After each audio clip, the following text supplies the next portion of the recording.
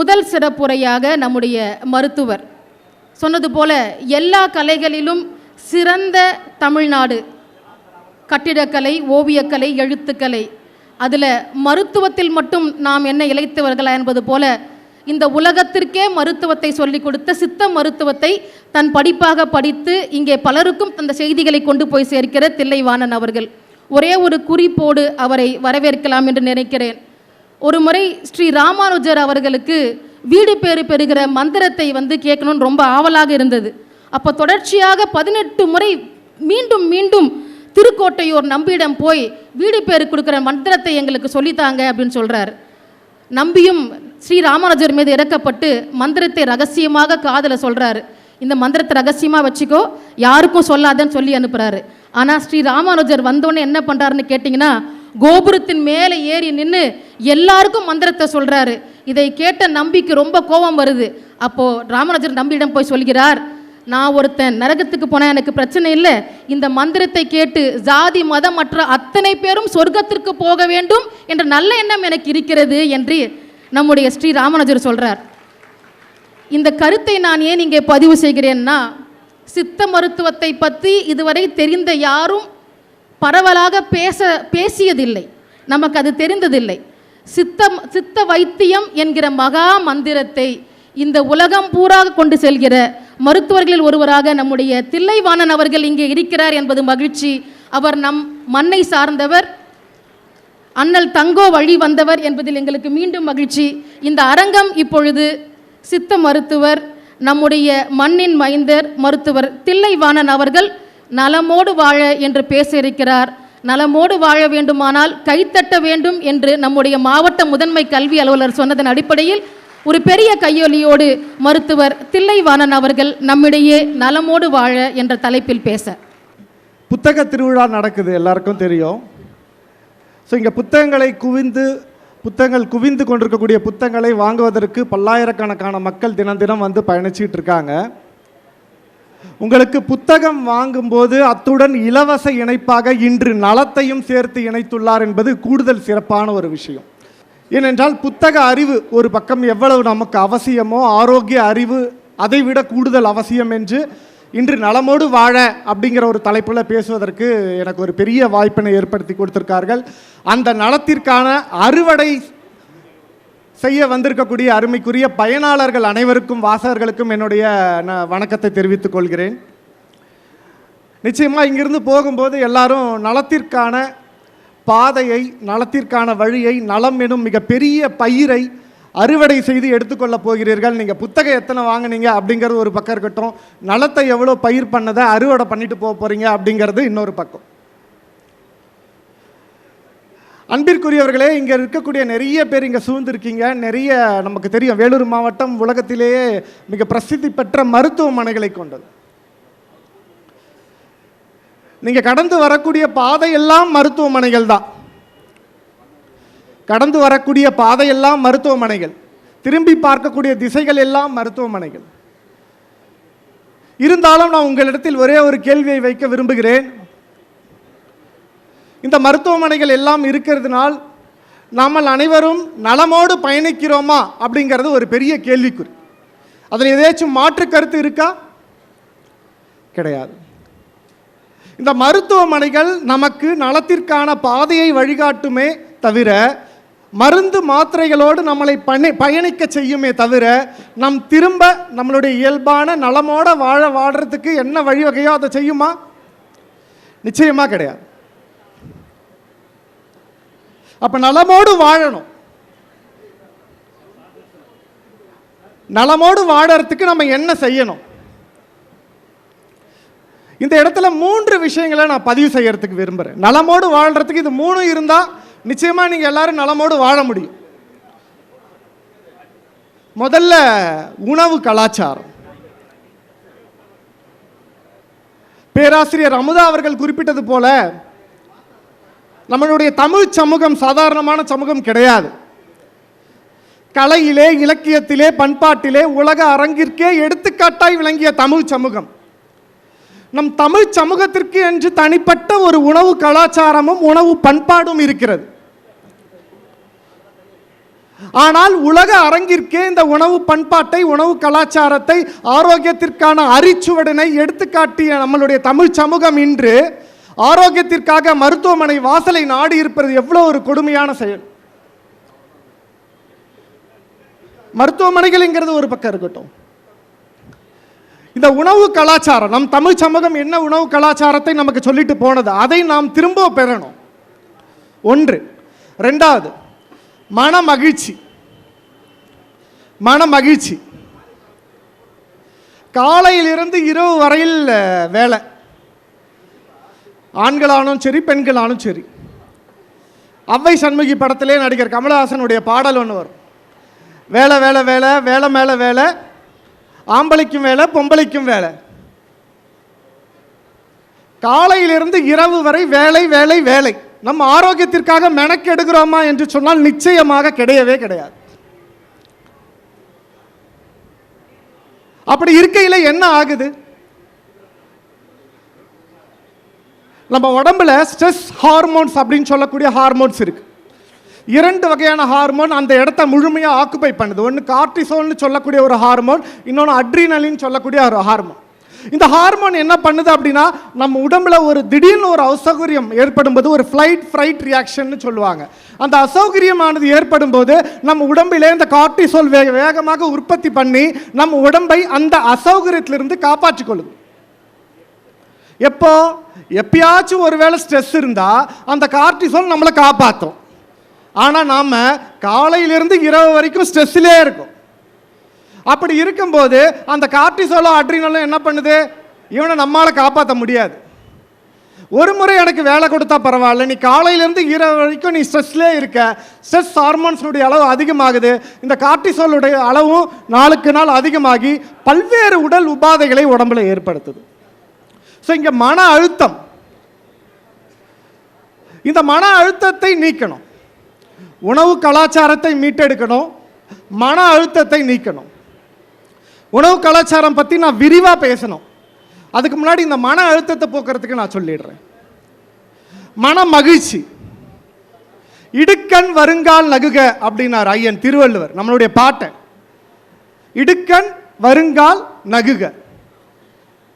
நான் கல்லூரி படிக்கக்கூடிய காலகட்டத்திலே இன்னைக்கு கூட நிறைய பேருக்கு தெரிஞ்சிருக்கும், சென்னையில் இருக்கக்கூடிய பார்க்கில் நான் கல்லூரி படிக்கும்போது அந்த பார்க்கில் போய் பார்ப்பேன், ஒரு 10-15 பேர் கூட்டமாக சேர்ந்து சிரின்னு சிரிச்சுக்கிட்டு இருப்பாங்க. அவர்களை பார்க்கும்போது எனக்கு ரொம்ப வேடிக்கையாக இருந்தது. அந்த காலத்தில் என்ன இவங்க பாட்டு தனியாக பைத்தியக்காரங்க மாதிரி சிரிச்சுக்கிட்டு இருக்காங்க, இதனால என்ன பெரிய மருத்துவ பலன் நமக்கு கிடைச்சிட போகுது அப்படின்ற யோசனைகள் எல்லாமே நிறைய பேருக்கு இருக்கும். ஆனால் உண்மையிலேயே அதை சார்ந்த அறிவியல் ஆராய்ச்சிகள் பல்வேறு தகவல்களை நமக்கு கொடுக்குது. நம்ம ஐயன் பாட்டை இடுக்கண் வருங்கால் நகுக, துன்பம் வரும் வேளையில் சிரிக்கணும், நோய் இருக்கக்கூடிய வேளையில் சிரிக்கணும். யாரா சிரிச்சா ஏற்றுக்குவோமா? சிரிச்சா ஏற்றுக்குவோமா? தானா சிரிச்சா என்ன சொல்லுவோம்? தானா சிரிச்சிட்டு இருக்கான் பாடுறா அவன் அப்படின்னு சிரிக்கிறவனையும் கெடுத்து விட்டுருவோம்.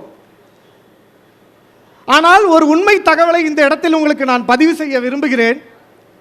ஜப்பானில் இருக்கக்கூடிய டோக்கியோவிலேயே மொரினோ மையோ யூனிவர்சிட்டின்னு சொல்லக்கூடிய ஒரு பெரிய பல்கலைக்கழகம், நாம் எல்லாம் ஆராய்ச்சி செய்ய வேண்டிய ஒரு வாக்கியம் இடுக்கண் வருங்கால் நகுக. நம்மால் முடியாததை ஜப்பான்கார செஞ்சிருக்கான். அந்த யூனிவர்சிட்டியில் ஒரு பல்கலைக்கழகத்தில் அவன் என்ன சொல்கிறான் அப்படின்னா, ஒரு ஆராய்ச்சி ஒன்று பண்ணுறான். அங்கே இருக்கக்கூடிய ஒரு ஓல்டேஜ் ஹோமில் என்ன பண்ணுறான்னா, வாரத்துக்கு ஒரு முறை ஒரு 15 நிமிஷம் அங்கே இருக்கக்கூடிய முதியவர்களை சேர்த்து ஒரு 15 நிமிஷம் ஒரு ஸ்டாண்டப் காமெடியை போடுறான். இல்லையா? ஸ்டாண்டப் காமெடியை போடுறான். ஒரு 4 வாரம் அவர்களுக்கு வாரத்தில் ஒரு நாள் அந்த ஸ்டாண்டப் காமெடியை போட்டு காமிக்கிறான். அந்த ஆராய்ச்சியினுடைய முடிவில் 4 வாரங்கள் கழித்து அவன் கொடுக்கக்கூடிய தகவல்கள் அத்தனையும் ஒரு மிக சிறப்பாக வந்திருக்கு. என்னன்னா, அந்த ஸ்டாண்டப் காமெடியை பார்த்து வெறும் 15 நிமிஷம் சிரின்னு சிரிச்ச முதியவர்கள் அத்தனை பேருக்கும் இரத்த கொதிப்பு வெகுவாக குறைஞ்சிருக்கு. இரத்த கொதிப்பு வெகுவாக குறைஞ்சிருக்கு, அவர்களுடைய இதய படபடப்பு குறைஞ்சிருக்கு, அவர்களுடைய மன அழுத்தம் குறைஞ்சிருக்கு. அதை விட முக்கியம் என்ன தெரியுமா? நம்ம இன்னைக்கு ஆரோக்கியமாக இருக்கிறோம், நம்ம சந்தோஷமாக இருக்கிறோம், அப்படின்னு நம்ம உடம்பில் சுரக்கக்கூடிய ஹார்மோன் செரோட்டோனின் சொல்லக்கூடிய அந்த ஹார்மோன் உற்பத்தி அதிகமாக இருக்குங்கிறது ஒரு பெரிய தகவல். பிபியும் குறையுது, ப்ரெஷர் எல்லாமே குறையுது, மனசில் நம்ம நல்லா இருக்கோங்கிற ஒரு சந்தோஷமும் அவங்களுக்கு கிடைச்சிருக்கு. அதை விட மகிழ்ச்சி என்ன வேணும்? இதுதான் நம்ம ஐயன் அன்னைக்கு சொல்லிட்டு போனார், இடுக்கன் வருங்கால் நகுக. உடற்பயிற்சி. எத்தனை பேர் நம்ம உடற்பயிற்சி செய்கிறோம்? கிடையாது. கேட்டால் காலையிலிருந்து நைட்டு வரையும் நடந்துக்கிட்டு தான் இருக்கேன், இன்னும் நீங்கள் எக்ஸ்ட்ரா நடக்க சொல்கிறீங்களேன்றாங்க. காலையிலிருந்து இரவு வரையும் நீ நடக்கிறது உன்னுடைய பணிக்காகவும் உன்னுடைய சம்பளத்துக்காகவும் நடக்கிறீங்க. உங்கள் ஆரோக்கியத்திற்காக நீங்கள் நடக்கிறீங்களா? கிடையவே கிடையாது. ஸோ உங்களுக்காக எப்போது மெனக்கெட போகிறீர்கள்? ஸோ உடற்பயிற்சி அவசியம். அன்பர்களே, ஒரு சின்ன கதை.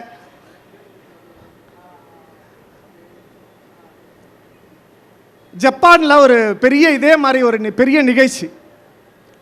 அந்த நிகழ்ச்சியில் கிட்டத்தட்ட 1,00,000 பேர் கூடியிருக்கக்கூடிய அந்த நிகழ்ச்சியில் 1,00,000 பேர் கூடியிருக்கக்கூடிய ஒரு நிகழ்ச்சியில் 100 ஆண்டு வாழ்வது எப்படி அப்படின்னு சொல்லி ஒரு மருத்துவ பேராசிரியர் உரை நிகழ்த்தத்துக்கு போறார். 100 ஆண்டு வாழ்வது எப்படி? அவர் நிகழ்ச்சியை பேச துவங்கிறதுக்கு முன்னாடி கேட்கிறார், நான் கேட்ட மாதிரி கேள்வி கேட்கிறார். இங்க இருக்கவங்கள 100 ஆண்டு வாழ யார் யார் ஆசைப்படுறீங்களோ அவங்க மட்டும் கை தூக்குங்க, அப்பதான் நான் உரையை துவங்குவேன்னு கேட்கிறார். 1,00,000 பேர் கூடியிருக்கக்கூடிய அரங்கில் அதில் ஒரு 60 பேரை தவிர மீதி பேர் எல்லாருமே கை தூக்கிட்டாங்க. அப்போ என்ன அப்படின்னா அவருக்குள்ளார ஒரு தயக்கம், என்னடா ஒரு 60 பேர் மட்டும் கை தூக்கல, நமக்கே ஒரு யோசனை வரும் இல்லை, ஒரு 60 பேர் 100 ஆண்டு வாழ கை தூக்கல அப்படின்னா ஓ அப்போ அவங்களுக்கு வாழ்றதுக்கு விருப்பம் இல்லையோ அப்படின்னு இவருக்குள்ள நினைச்சிட்டார். அவர் கேட்குறாரு, ஏன் உங்களுக்கெல்லாம் 100 ஆண்டு வாழ்றதுக்கு விருப்பம் இல்லையா அப்படின்னு சொல்லி ஒரு முதியவரை எழுப்பி கேட்குறாரு. அதற்கு அவர் ஒரு பதிலை கொடுத்தார். அந்த பதிலை கேட்டவுடனே அந்த மருத்துவ பேராசிரியர் ரொம்ப அதிர்ச்சி ஆயிட்டார். என்ன ஏங்க ஐயா நீங்கள் 100 ஆண்டு வாழறதுக்கு உங்களுக்கு ஆசை இல்லையான்னு கேட்குறாரு. அதுக்கு அவர் சொல்கிறார், அந்த 60 பேர் கூட்டத்தில் இருந்த ஒருத்தர் சொல்கிறாரு, ஐயா நாங்கள் ஏற்கனவே 100 கடந்து போய்கிட்டு இருக்கோம், நான் என் 101, என் பக்கத்தில் இருக்கிற 102, பின்னாடி இருக்கவங்க 110ன்ற மாதிரி ஆயுட்காலம் போயிட்டு இருக்கு. எங்ககிட்ட போய் நீங்கள் 100 ஆண்டு வாழ்றதுக்கு ஆசை இருக்கான்னு கேட்டு கை தூக்க சொன்னால் நாங்கள் எப்படிங்க கை தூக்க முடியும்னு கேட்குறாரு. அந்த மருத்துவ பேராசிரியர் ரொம்ப அதிர்ச்சி ஆயிட்டார். உண்மையிலே இது நடந்த சம்பவம். அன்பர்களே, உலகத்திலே அதிகமான ஆயுட்காலத்தை கொண்ட மக்களாக இருப்பவர்கள் ஜப்பான் மக்கள். முக்கியமாக ஜப்பானுக்கு கீழே இருக்கக்கூடிய ஒரு குட்டி தீவு, ஒக்கினோவான்னு சொல்லக்கூடிய ஒரு குட்டி தீவு, நீங்கள் கூகுள் பண்ணி பார்க்கலாம். உலகத்திலே அதிகப்படியான ஆயுட்காலம், அங்கே இருக்கக்கூடிய ஆண்கள் சராசரியாக 85 ஆண்டுகளும் பெண்கள் சராசரியாக 90 ஆண்டுகளும் வாழக்கூடியவர்கள் ஒக்கினோவா மக்கள். நீங்கள் கொஞ்சம் யோசிச்சு பார்க்கலாம். உலகத்திலே மிகப்பெரிய மருத்துவமனைகளை கொண்ட நாடு அமெரிக்கா. உங்களுக்கு தெரியும், top 10 hospitals in the world அப்படின்னு நீங்கள் சர்ச் பண்ணிங்கன்னா ஃபஸ்ட்டு வரக்கூடியது மேயோ கிளினிக்னு சொல்லக்கூடிய ஒரு மருத்துவமனை, ரெண்டாவது கிளீவ்லேண்டுன்னு சொல்லக்கூடிய ஒரு மருத்துவமனை. எல்லாமே எங்கே இருக்குது? அமெரிக்கா சார்ந்து, யூகே சார்ந்து இருக்குது. ஆனால் அவர்களால் கூட எட்ட முடியாத ஒரு ஆயுட்காலத்தை இங்கே ஒக்கினோவா மக்கள் எட்டிவிட்டார்கள். அப்போ ஹாஸ்பிட்டல்ஸ் சார்ந்து ஆயுட்காலம் கிடையாது. அப்போ எதை சார்ந்த ஆயுட்காலம் இருக்கு என்று சொன்னால் அந்த ஒக்கினோவா மக்கள் பதில் சொல்கிறார்கள், நாங்கள் சந்தோஷமாக வாழ்கிறோம், ஆரோக்கியமாக வாழ்கிறோம், அதற்கு காரணம் எங்கள் உணவு முறையும் கலாச்சாரமும் என்று சொல்கிறார்கள். அந்த ஒக்கினோவா மக்கள்கிட்ட ஒரு பேட்டி எடுத்தார். நீங்கள் 100 ஆண்டு வாழ்றீங்க, எப்படி நீங்கள் வாழ்றீங்க, என்னென்னலாம் கடைபிடிக்கிறீங்க அப்படின்னு சொல்லி கேட்குறாங்க. அந்த ஒக்கினோவா மக்கள் சொல்கிறாங்க, நாங்கள் காலையில் எழுந்தவுடனே எங்கள் வீட்டில் கம்பல்சரி ஒரு தோட்டம் வச்சிருப்போம், அந்த தோட்டத்தில் இருக்கக்கூடிய செடிகளுக்கு நாங்கள் தண்ணீர் ஊற்றி அழகு பார்ப்போம், அதில் எங்களுக்கு மிகப்பெரிய மன மகிழ்ச்சி கிடைக்கிறது என்று சொன்னார்கள். எத்தனை பேர் நம்ம தோட்டத்தை வச்சிருக்கோம், செடி இருந்தால் கூட தண்ணி ஊற்ற நேரம் இல்லை அப்படின்னு சொல்லி பயணிச்சுக்கிட்டு இருக்கோம். அவர்கள் சொல்லக்கூடிய அந்த விஷயங்கள் ஒவ்வொன்றும் ரொம்ப ஆச்சரியமா இருக்கும். அவர்கள் உணவு முறை அதை விட ரொம்ப ரொம்ப சிறப்பானது. நீங்கள் என்னதாங்க உணவு சாப்பிடுவீங்க அப்படின்னு அந்த 100 ஆண்டு வாழக்கூடியவர்கள்ட்ட கேட்டால் அவங்க சொல்கிற விஷயம் என்னன்னா, நாங்கள் தினசரி 5 கிண்ணங்களில் காய்கறிகளையும் பழங்களையும் எடுத்துக்கொள்வோம் என்று ஒக்கினோவா மக்கள் சொல்கிறார்கள். 5 கிண்ணம். நண்பர்களே, ஒரு விஷயத்தை நான் சொல்கிறேன். நம்ம ஊர்லேயும் எல்லாரும் 5 அடுக்கு கிண்ணத்தை பார்த்துருப்போம் இல்லையா? 5 அடுக்கு கிண்ணம், சாப்பாட்டு கேரியர்னு சொல்லுவோம். அந்த சாப்பாட்டு கேரியரில் என்ன போடுவோம்? எனக்கு தெரிஞ்சு நான் சிறு வயதாக இருக்கும்போது அதில் ஒரு கிண்ணத்தில் தான் சாதம் இருக்கும், இன்னும் 2 கிண்ணத்தில் காய்கறிகள் இருக்கும், ஒரு கிண்ணத்தில் ஒரு சாம்பாரோ ஒரு தயிரோ இருக்கும். ஆனால் இன்னைக்கு நிலைமை அந்த 5 கிண்ணத்தில் 3 கிண்ணத்தில் குறையாம சாதத்தை தான் வச்சுருக்காங்க. 3 கிண்ணத்தில் சோறை போட்டுட்டு மீதி ஒரு கிண்ணத்தில் ஒரு சாம்பாரோ ரசமோ வச்சுட்டு மீதி ஒரு கிண்ணத்தில் ஒரு கொசுறு மாதிரி ஒரு பொரியல். ஆனால் அவர்கள் பாருங்க, ஒரு நாளைக்கு கிட்டத்தட்ட 5 கிண்ணங்களில் காய்கறிகளையும் பழங்களையும் எடுத்துக்கொள்வோம். தினசரி 7 வகையான காய்கறிகளையும் பழங்களையும் எடுத்துக்கொள்வதாக அவங்க சொல்றாங்க. அதுதான் அவர்களுடைய ஆயுட்காலத்தின் யுக்தி. நம்ம வீட்டில் நம்ம என்ன பண்ணுவோம்? பொதுவாகவே நம்ம ஊரில் நடக்கிறதா, ஒரே ஒரு 1/4 கிலோ அவரைக்காயை வாங்குவோம் இல்லையா? அந்த அவரைக்காயை பொரியல் பண்ணி ஒரு 5 பேர் வீட்டில் இருக்கக்கூடிய வீட்டில் ஒரு 1/4 கிலோ வாங்கி பொரியல் பண்ணிவிட்டு ஆளுக்கு ஒரு டீஸ்பூனை வச்சுருவோம். ஒரு ஸ்பூன் அளவுக்கு, எது சர்க்கரையை கூட நம்ம கூட போட்டுக்குவோம், ஆனால் காய்கறியை கூடவே போட மாட்டோம். ஒரு டீஸ்பூன் அளவு போட்டுட்டு அந்த மீதி இருக்க அந்த அவரைக்காய் ஒரு படாத பாடும் படுங்க நம்மக்கிட்ட மாற்றி மாற்றி தள்ளி விடுவாங்க. ஏங்க நீங்கள் வச்சுக்கோங்க, ஏம்மா நான் தான் சாப்பிட்டேனே, ஏம்மா நீ வச்சுக்கோம்மா, ஏங்க நான் தான் இவ்வளோ வச்சுக்கிட்டேனே, நீங்கள் வச்சு சாப்பிட வேண்டியதானே. அன்பர்களே, அந்த காய்கறிகள் இருக்கக்கூடிய சத்துக்கள் பற்றி இன்னமும் நம் மக்களிடம் விழிப்புணர்வு குறைவுதான். அதுவும் காய்கறிகளும் பழங்களும் நம்மக்கிட்ட ஒரு படாத பாடுபடும் பாருங்க. அதையெல்லாம் மாற்றணும். அந்த நிலைமை மாற்றினா தான் நம்ம 100 ஆண்டு வாழ முடியும். நலமோடு வாழணும்னா இது எல்லாத்தையும் நம்ம ஃபாலோ பண்ணணும். அந்த ஒக்கினவா மக்கள் சொல்கிறார்கள், நான் எங்களுடைய உணவில் நாங்கள் கொஞ்சம் தான் அரிசியை சேர்த்துக்குவோம், நிறைய பழங்கள் காய்கறிகள், இறைச்சியில் நாங்கள் கொஞ்சமாக மீனை மட்டும்தான் சேர்த்துக்குவோம், வேறு எதையும் சேர்த்துக்க மாட்டோம் அப்படிங்கிறத சொல்கிறாங்க. இது அறிவியல் பூர்வமான ஆய்வுகளும் இதை நிரூபணம் பண்ணுது. அறிவியல் பூர்வமான ஆய்வுகள் இதை நிரூபணம் பண்ணுது. அன்பர்களே, நொறுங்க தின்றால் 100 வயது அப்படின்னு தெரியும் இல்லையா? எத்தனை பேர் கேள்விப்பட்டிருக்கீங்க? நொறுங்க தின்றால் 100 வயது. நொறுங்க தின்னா 100 வயசு வாழ முடியுமா? யாராச்சும் சொன்னால் நம்ம என்ன சொல்லுவான்? அட போட, அவனுக்கு வேலை இல்லை, இல்லை மூளை இல்லை. நொறுங்க தின்றால் 100 வயது வாழ முடியுமா? நிச்சயமாக வாழ முடியும். அறிவியல் ஆதாரங்கள் அதற்கு காட்டுகின்றன. என்ன அப்படின்னா, இன்னைக்கு தெரியும் ஃபாஸ்ட் ஃபுட்டு, ஃபாஸ்ட் லைஃப், எதையுமே மென்று சாப்பிட்றதுக்கு கூட நமக்கு நேரம் இல்லை. அப்படியே உருட்டி உருட்டி உருட்டி வாயில் போட்டுக்கிறோம். நம்ம குழந்தைங்க மெதுவாக மென்று சாப்பிட்ற பழக்கம் இருக்குது. இது வேற மென்று மென்று சாப்பிட்றா, இன்னும் முழுங்க கூட தெரியலன்னு வாயில் வச்சு ஒரு குத்து வேற குத்துவோம். ஆனால் மென்று சாப்பிட்றதுல அத்தனை மருத்துவ நன்மைகள் இருக்குது. எனக்கு உடல் பருமன் வரக்கூடாது. உடல் பருமன் இன்னைக்கு உலகத்தில் இருக்கக்கூடிய பல்வேறு தொற்றா நோய்களுக்கு முதல் ஆதாரம் உடல் பருமன். அந்த உடல் பருமன் எனக்கு வரக்கூடாதுன்னா நீங்கள் இன்னைக்கு தெரிஞ்சுக்கோங்க, உணவை மென்று சாப்பிடுங்க. உணவை மென்று சாப்பிடுங்க. ஒரு அறிவியல் ஆராய்ச்சி அமெரிக்காவிலே நடந்த ஒரு அறிவியல் ஆராய்ச்சியில் என்ன சொல்றான்னா, நம்ம 15 முறை மென்று சாப்பிட்றதை விட 40 முறை மென்று சாப்பிட்றோம், கிட்டத்தட்ட 25 முறை எக்ஸ்ட்ரா மென்று சாப்பிட்றோன்னா நம்ம உடம்புல இருக்கக்கூடிய பசியை தூண்டக்கூடிய ஹார்மோன், அங்கிரி ஹார்மோன்னு சொல்லுவோம், ரெலின்னு சொல்லக்கூடிய ஒரு ஹார்மோன், அந்த ஹார்மோனுடைய சுரப்பு குறைஞ்சிருது. நம்ம வயிறு ஃபுல்லாகிடுச்சு போதும் அப்படின்னு சொல்லக்கூடிய ஜிஎல்பின்னு சொல்லக்கூடிய அந்த ஹார்மோன் அதிகமாகுதுன்னு சொல்கிறோம். ஸோ பசி ஹார்மோன் குறையுது, போதுன்னு சொல்லக்கூடிய அந்த ஹார்மோன் அளவு அதிகமாகுது. அப்படி இருக்கும்போது ஒரு உடம்பு ஃபுல்ஃபில்னஸ் கிடைக்குது. போதுன்ற உணவை நம்ம நிறுத்திடுறோம், தேவையான அளவு உணவை மட்டும் நம்ம எடுத்துக்கிறோம், அளவுக்கு அதிகமான உணவு எடுக்கிறது கிடையாது.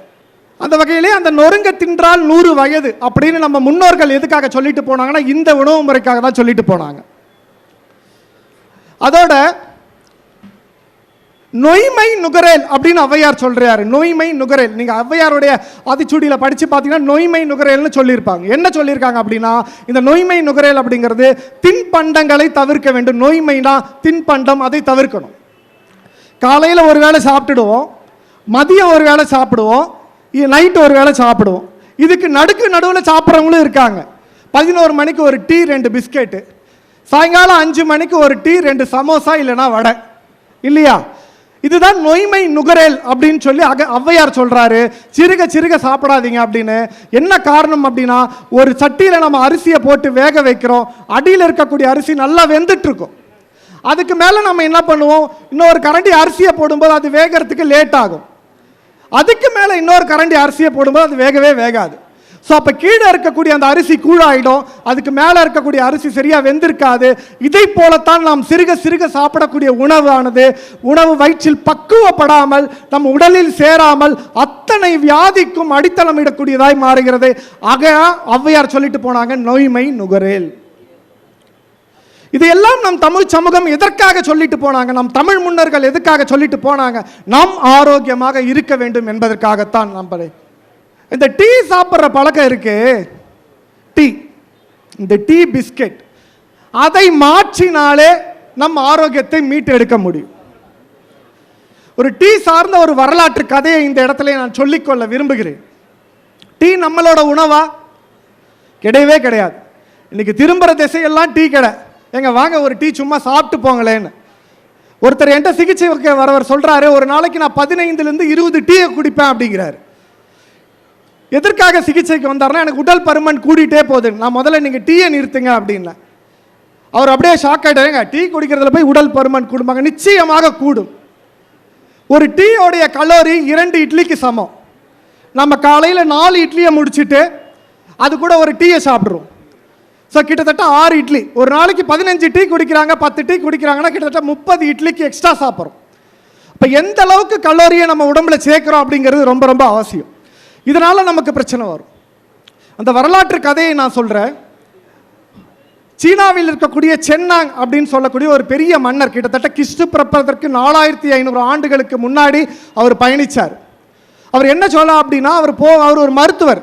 போற இடத்துலலாம் சுடு தண்ணி குடிக்கிறது அவருக்கு பழக்கம். ஒரு நாள் ஓய்வு இருக்கும்போது என்ன பண்றாரு, ஓய்வு எடுத்துட்டு இருக்காரு. அவருடைய பணியாளர் ஒரு கப்பில் சுடு தண்ணியை வச்சு கொண்டு வந்து வச்சிடுறாங்க. அவருக்கு தெரியாம ஒரு இலை அப்படியே பறந்து அந்த தண்ணியில் விழுந்துருது. அந்த இலையை பார்க்காம எடுத்து அந்த தண்ணியை குடிச்சிடுறாரு. ரொம்ப புத்துணர்ச்சியா இருக்கு அதை குடிக்கும்போது.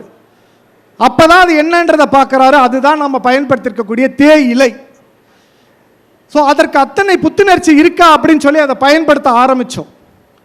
அதற்கப்புறம் கிட்டத்தட்ட 200-300 ஆண்டுகளாகத்தான் நம்ம இப்போ டீ நம்மளோட பயணிச்சுக்கிட்டு இருக்கு.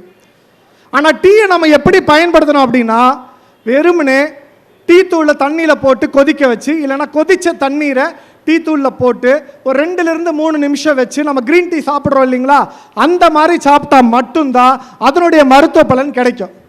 ஆனால் நம்ம என்ன பண்ணுறோம், கொஞ்சம் பாலை ஊற்றி சர்க்கரையை போட்டு டீயை பஞ்சாமிர்தமாக மாற்றி குடிக்கிறோம். அதுதான் வழக்கம்.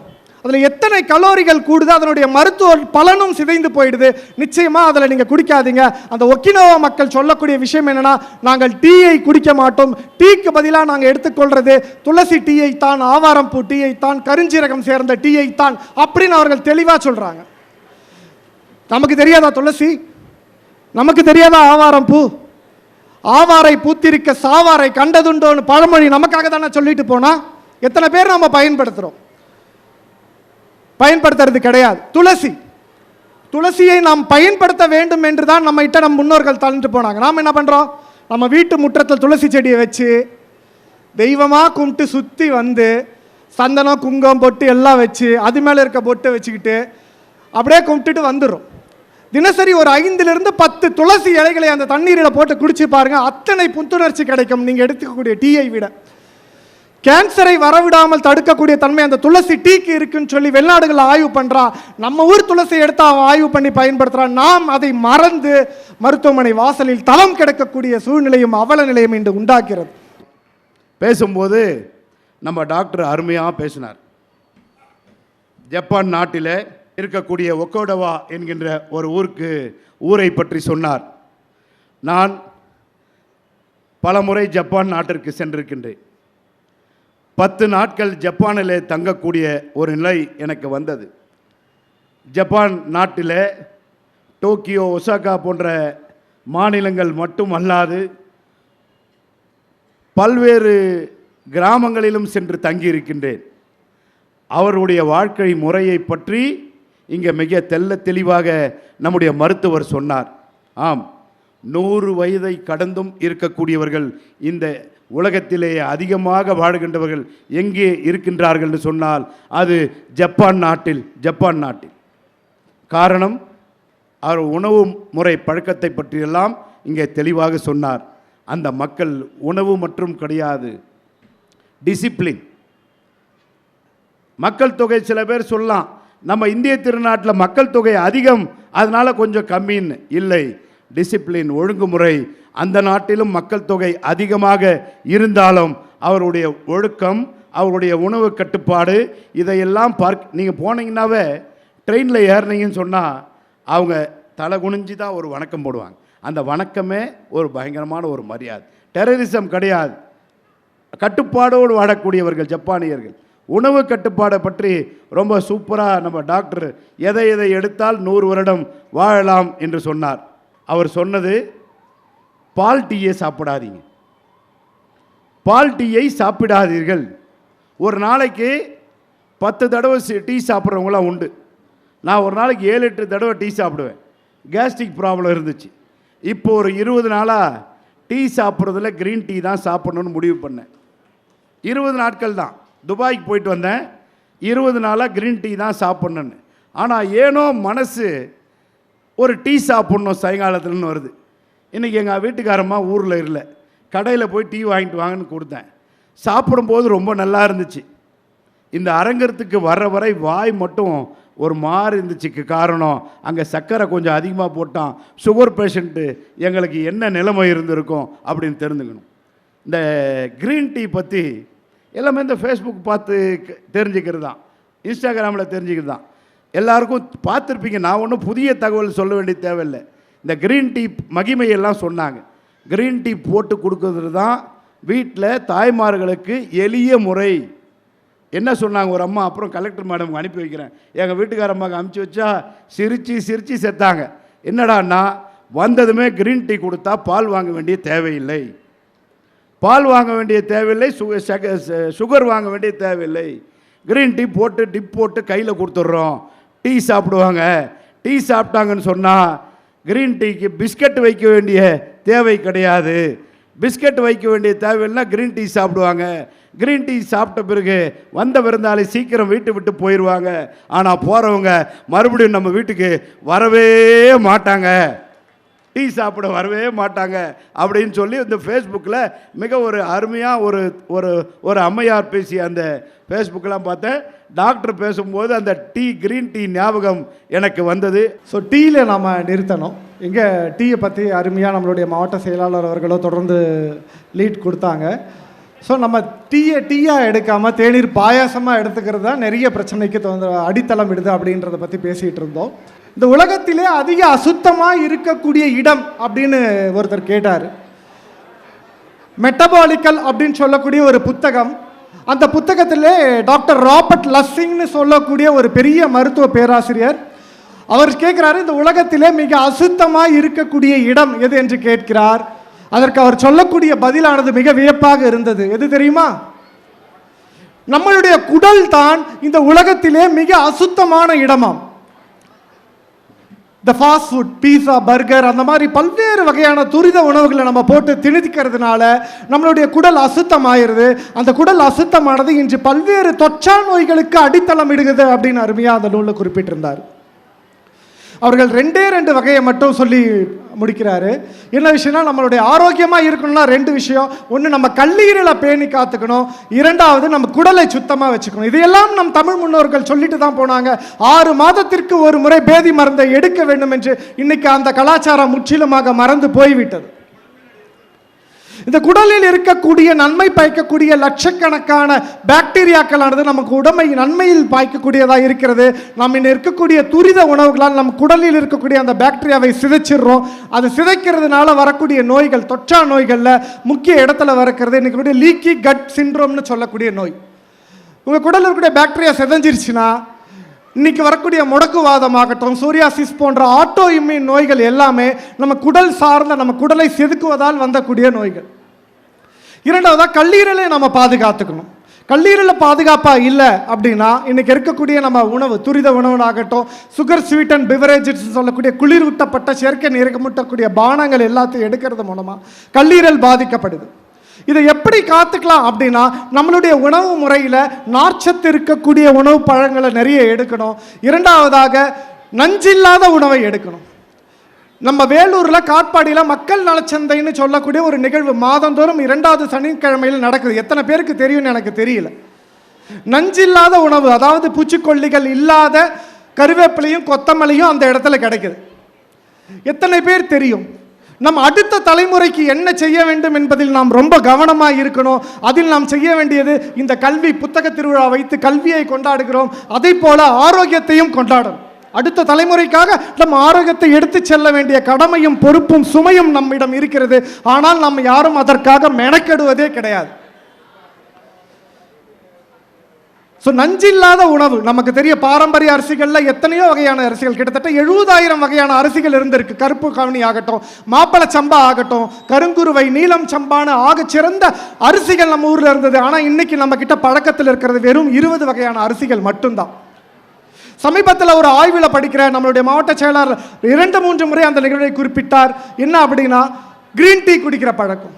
இந்த கிரீன் டீயில் இருக்கக்கூடிய இஜி சிஜின்னு சொல்லக்கூடிய எப்பிகேலோ கெட்டிச்சின்னு சொல்லக்கூடிய ஒரு வேதிப்பொருளானது நம் உடம்பை பல்வேறு தொந்தரவுகளிலிருந்து காப்பாற்றுது.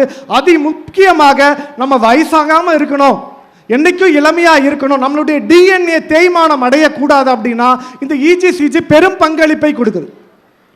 நம்ம டிஎன்ஏவில் இருக்கக்கூடிய, நம்ம மரபணுவில் இருக்கக்கூடிய டீலோமர்னு சொல்லக்கூடிய ஒரு உரை, நம்ம எப்படி காலுக்கு ஷூ போடுறோமோ அந்த மாதிரி நம்ம டிஎன்ஏ எக்ஸ் ஷேப்பில் இருக்கக்கூடிய ஒரு உடம்புல இருக்கக்கூடிய ஒரு பகுதி, அதுக்கு கேப் போடக்கூடியது இந்த டீலோமர்னு சொல்லக்கூடிய பகுதி. அந்த டீலோமர் பகுதி சிதைவடைஞ்சதுன்னா நம்ம ஆயுட்காலம் குறைய ஆரம்பிச்சிருச்சுன்னு அர்த்தம். எத்தனை பேருக்கு தலைமுடி வெளுப்பாயிடுச்சு, தோல் சுருக்கம் வந்துருச்சு, உடல் உபாதைகள் வருதுன்னா உங்கள் டிஎன்ஏவில் இருக்கக்கூடிய டீலோமர் சிதைவடைய ஆரம்பித்து விட்டது என்று அர்த்தம்.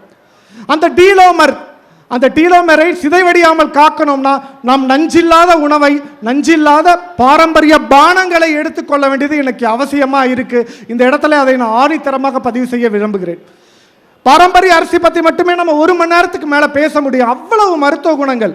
ஒரு கைப்பிடி மாப்பிள சம்பாவை நீங்கள் இட்லியில் போடுறீங்க அப்படின்னா 4 கிரீன் டீ குடிச்சதுக்கு சமமான இஜி சிஜி நம்ம உடம்புல கிடைக்கும்னு இன்னைக்கு ஒரு அறிவியல் ஆராய்ச்சியில் சொல்கிறாங்க.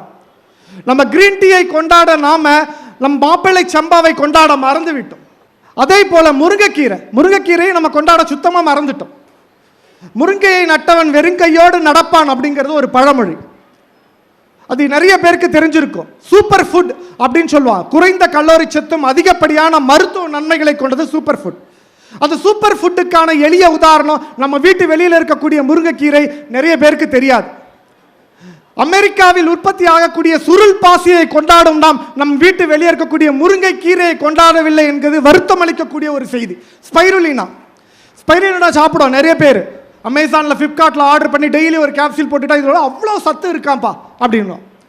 நம்ம வீட்டு வெளியே இருக்கக்கூடிய முருங்கைக்கீரையில் அதை விட பல மடங்கு சத்து இருக்கியா? எத்தனை பேருக்கு தெரியும்? பாலை விட 17 மடங்கு கால்சியம் இருக்கு. ஆரஞ்சை விட 7 மடங்கு விட்டமின் சி இருக்கு. கேரட், கண்ணுக்கு நல்லதுன்னு சொல்லக்கூடிய கேரட்டை விட 10 மடங்கு விட்டமின் ஏ அதில் இருக்கு. ஆக சிறந்த மருத்துவ நன்மைகளை கொண்ட சூப்பர் ஃபுட் நம்ம வீட்டு வெளியே இருக்கக்கூடிய முருங்கைக்கீரை. ஒரு சொலவடை என்ன அப்படின்னா, பத்தியத்துக்கு முருங்கையை வாங்கிட்டு வாடானா இவன் போய் பாலுக்கு அவுத்திக்கீரையை வாங்கிட்டு வந்தானா. எத்தனை பேர் கேள்விப்பட்டிருக்கீங்க? பத்தியத்துக்கு முருங்கைக்கீரையை வாங்கிட்டு வாடானா பாலுக்கு அவுத்திக்கீரையை வாங்கிட்டு வந்தானா.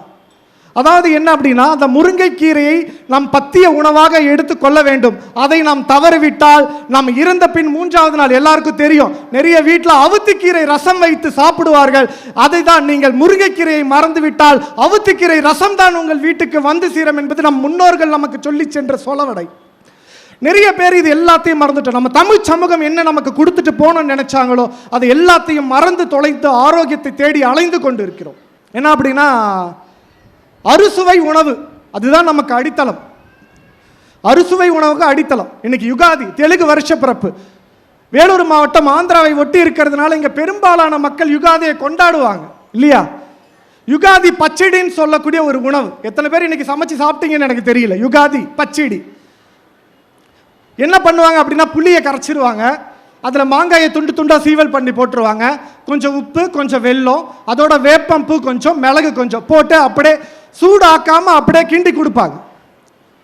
கொஞ்சம் யோசிச்சு பார்த்தா மிளகு, அதில் இருக்கக்கூடிய வெல்லம், சர்க்கரை, சொல்லக்கூடிய உப்பு, வேப்பம்பூ, இது எல்லாமே பார்த்தீங்கன்னா ஒவ்வொன்றும் ஒரு சுவை. 6 சுவை தான் நம் உடலுக்கு அத்தியாயம். அந்த 6 சுவையும் கலந்து தான் இந்த யுகாதி பச்சடி செய்யப்படுகிறது. ஸோ இந்த 6 சுவையை நாம் எடுத்துக்கொண்டால் ஆரோக்கியம் என்றும் நமக்கு கிட்டும் என்று நம் முன்னோர்கள் அந்த யுகாதி திருநாளிலே நமக்கு முன்னோடமாக வச்சுட்டு போனாங்க. நம்ம கடைஞ்சி சாப்பிட்டு போயிடுறோம். அதுக்கு பின்னாடி இருக்கக்கூடிய அறிவியலையும் நம் முன்னோர்கள் சொல்ல வந்த கருத்தையும் மறந்துடுறோம். மருந்து மாத்திரை இல்லாமல் நம்ம நடக்கணும்னு சொல்கிறோம். ஒரு நோய் வந்துருச்சு, பார்க்குற ஒருத்தர், ஏப்பா மருந்து சாப்பிட்டியா மாத்திரை சாப்பிட்டியான்னு கேட்குறோம். அதுக்கான பொருள் நிறைய பேருக்கு தெரியாது. மருந்து சாப்பிட்றோம், ரைட்டு, அது என்ன மாத்திரை? மருத்துவம் அப்படிங்கிற சொல்லே தமிழ் சொல் தான். மருவிய தத்துவம்னு பேர். நம்ம உடம்பில் இருக்கக்கூடிய 96 தத்துவங்கள்னு சித்த மருத்துவம் சொல்லுது. அந்த 96 தத்துவம் தன்னுடைய இயல்பு நிலையிலிருந்து திரிந்து மருவி போனது தான் அதற்கு கொடுக்கக்கூடியதான் மருத்துவம். அந்த 96 தத்துவங்களையும் இயல்பு நிலைக்கு கொண்டு வரதான் மருத்துவம். அதற்கு கொடுக்கக்கூடியது தான் மருந்து. அது என்ன மாத்திரை? அதில் தான் நம் தமிழர் அழகா ஒரு பொருளார்ந்த அர்த்தத்தை வச்சுட்டு போனாங்க. என்ன பொருள்? மாத்திரை, மாற்று இறை. உன் நோய்க்கு உன்னுடைய இறையை, உன்னுடைய உணவை நீ மாற்ற வேண்டும். இல்லை என்றால் காலத்திற்கு மருந்துக்கு அடிமைப்பட்டு தான் கிடக்க வேண்டும். அதுதான் மருந்தை எடுத்துக்கொள், மாற்று இறையை எடுத்துக்கொள் என்று சொன்னார்கள். இறைனா உணவு, மாற்று இறை. இப்ப சக்கரை நோய் வந்துருச்சா, ஸ்வீட் சாப்பிடாத. ரத்த கொதிப்பு இருக்கா, உப்பை தவிர்த்துக்க. அதுதான் மாற்று இறை. அதுதான் மருந்தையும் மாத்திரையும் ஒன்று சேர்ந்து மருந்து மாத்திரை எடுத்துக்கோனாங்க. நமக்கெல்லாம் தெரிஞ்சது மாத்திரைனா வெறும் டேப்லெட் தான். டேப்லெட்டுங்கிறது மாத்திரை ஆயிடுச்சு. ஆனால் அதற்கு என்ன பொருள் அப்படின்னா மாற்று இறை அப்படிங்கிறது அர்த்தம். இறுதியாக ஒரே ஒரு திருக்குறளை நம்மளுடைய தமிழ் முன்னோர் எவ்வளோ விஷயங்களை சொல்லிட்டு போயிருக்காங்க. ஒரே ஒரு திருக்குறள், என் ஐயன் திருக்குறள் சொல்லதை நான் சொல்லி முடிவச்சுக்கிறேன். எதிரதா காக்கும் அறிவினார்க்கு இல்லை, அதிர வருவதோர் நோய். எதிரதா காக்கும் அறிவினார்க்கு இல்லை, அதிர வருவது நோய். அடுத்து என்ன வரப்போகிறது? அடுத்த பருவநிலை மாறும்போது, அடுத்த சூழ்நிலை மாறும்போது என்ன நோய் வரப்போகிறது என்பதை முன்கூட்டியே கணித்து அதற்கான உணவை மாற்று, அதற்கான உடல் வாகுவை மாற்றி உடற்பயிற்சி செய். அதை தடுத்துக்கொள். அதை தடுத்து கொண்டால் நோய் உன்னை என்னைக்கும் நெருங்காது என்று அழகாய் எதிரதா காக்கும் அறிவினார்க்கு இல்லை, அதிர வருவது ஒரு நோய். நலமோடு வாழ வேண்டும் என்றால் நோய் இல்லாமல் வாழ வேண்டும். அதற்கு உணவும், பாரம்பரிய உணவும், மன மகிழ்ச்சியும் உடற்பயிற்சியும் மிக மிக அவசியம் என்று கூறிக்கொண்டு எனக்கு வாய்ப்பளித்த அத்தனை பேருக்கும் நன்றி கூறி விடைபெறுகிறேன். நன்றி, வணக்கம்.